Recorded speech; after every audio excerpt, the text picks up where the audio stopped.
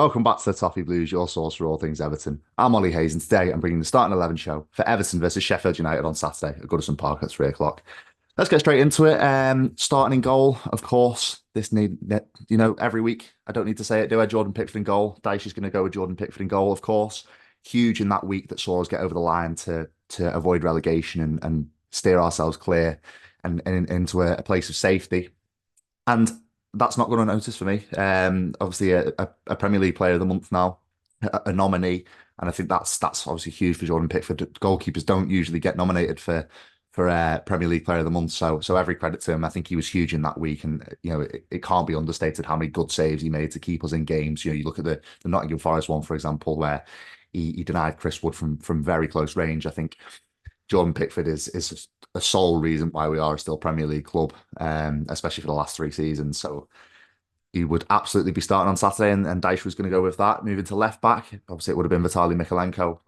As we know now, he's out for the rest of the season. He's touch and go for Euro 2024, which is a huge shame for him. But I think it's going to be Ashley Young on Saturday who will play at left back. And do you know what? The worry all season with Ashley Young has been his pace and his recovery pace. We know it's not there. We know he hasn't got that, but his experience and his football brain is good enough to make up for that. I think he's got a few attributes where he's smart on the ball and sometimes standing off attackers to be able to keep up with them. I think what he lacks in pace, his experience is decent. So I think Ashley Young against Sheffield United, I'd definitely back him to have a decent game. And then moving to our two centre halves, our two brick walls at the back is Jared Branthwaite and James Tarkowski, as always.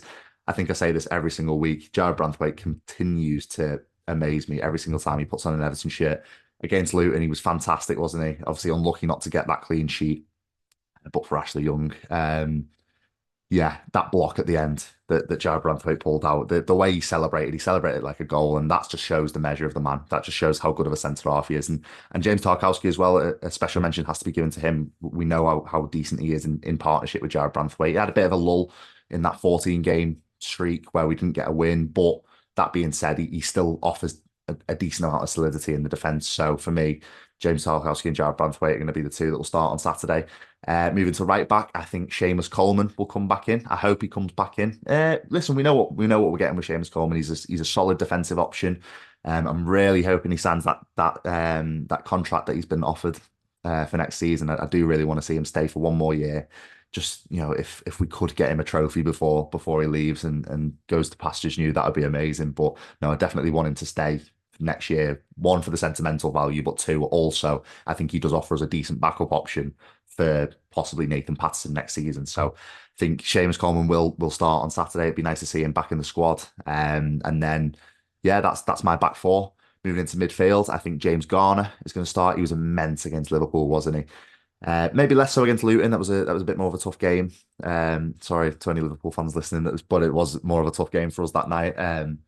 Yeah, I thought he was immense. He has been immense for the last few weeks now. He's becoming a decent squad player. He's becoming a decent option, and I think a lot of Evertonians questioned him at a situation probably 2-3 months ago where he wasn't really pulling his weight. He wasn't really offering us anything, and in that streak where we didn't really create many chances. It was like, well, why is James Garner not getting the ball into feet and moving it forward?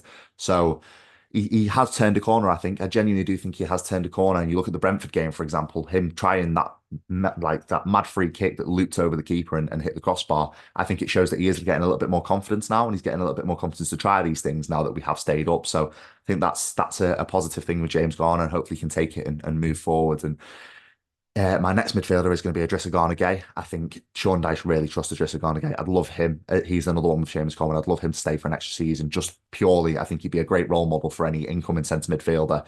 Obviously, we know Amadou Onana is likely to leave the club in the summer. So Idrissa Gana Gueye would be the perfect mentor, the perfect role model for any potential midfielder coming in. And I think he's really stepped up in the last few weeks, hasn't he? A fantastic performance against Nottingham Forest, fantastic performance against Liverpool, very good against Brentford, getting on the score sheet, keeping us in the league. I genuinely think Idrissa Gana Gueye has been our best player of the last 3-4 weeks, and that's not saying lightly. And he has gone, like James Garner, he has gone through lulls this season as well in terms of his performance. So I think it's really good to see, and it's good to see them getting to a point now where they're putting in consistent performances and steering us up the table. But my final midfielder is going to be Abdoulaye Doucouré. We know he fits that Dyche system. Dyche really trusts Abdoulaye Doucouré. Sometimes I fail to see personally what Dyche sees in Abdoulaye Doucouré just because I want to see more. We know he isn't the technical player that we want him to be, but he does work well. He sets that press well. He does, fit that system very well. So I think Dyche will opt for Abdoulaye Doucouré in that role on Saturday. Moving to the front three, we'll start off the left. I think it will be Dwight McNeil.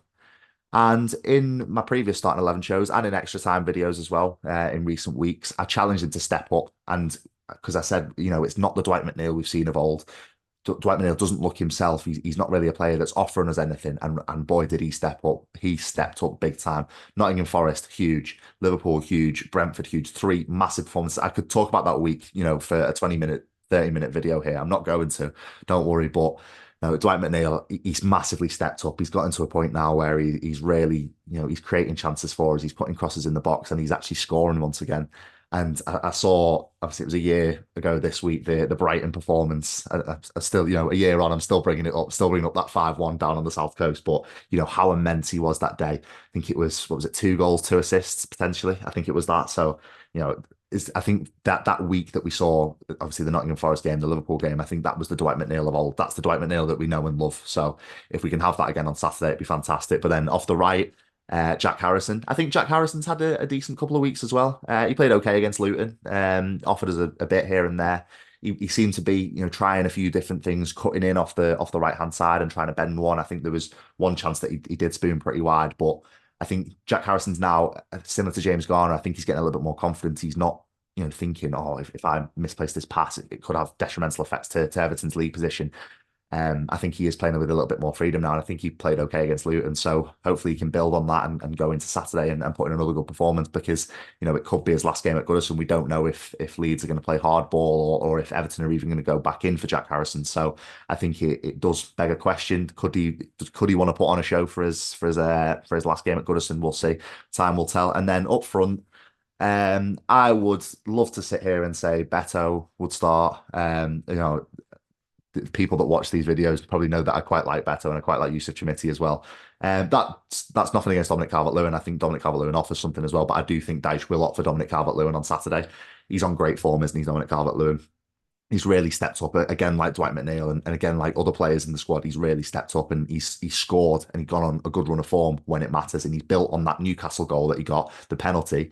He's built on that now to be, a player that's scoring consistently week in, week out. And that's something we've not seen since the Ancelotti era. So I'm hoping he can keep it up and hoping he can get back on the score sheet on Saturday against his boyhood club, Sheffield United. But that is it. That is all for my starting 11. That is what I think Dyche is going to go with for Sheffield United at home on Saturday.